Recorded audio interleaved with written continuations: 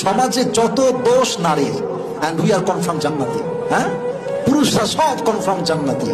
আমরা ওয়াজের মধ্যে বলি, যেই মেয়ে তোমার আগে, তোমার সাথে বিয়ের আগে চা কফি খায়, তার চরিত্র ঠিক নাই। তো তুমি যে খাইলা, তোমার চরিত্র কত ভালো। হ্যাঁ, শুধু মেয়ে খায়, তুমি তো খাইছো কফিটা, তোমার চরিত্র কত ভালো। যেই মেয়ে বিয়ের আগে 4 ঘাটের পানি খায়, সে কখনো ভালো মেয়ে হতে পারে না। তুমি যে 20 ঘাটের পানি খাইছো, তোমার চরিত্র কত ভালো। সব দোষ নারীদের দিকে। আবার দেখবেন একটা বিষয় আমি খুবই খেয়াল করেছি, আমরা নারীকে জাস্ট পোশাক দিয়ে ভাগ করে ফেলি। একজন মেয়ে জিন্সের প্যান্ট পরেছে, টি শার্ট পরেছে, হিজাব নেই মাথায়, সে পৃথিবীর সবচেয়ে চরিত্রহীন নারী in our perspective, from our perspective, আমাদের চিন্তা থেকে। কিন্তু আপনি দেখবেন, this is not my personal point of view. I don't know whether you will go to agree or not, but this is my personal point of view. একজন মেয়ে বোরকা পরেও কিন্তু আজকাল 5-6টা প্রেম করে। কথা ঠিক কিনা বলুন আপনারা?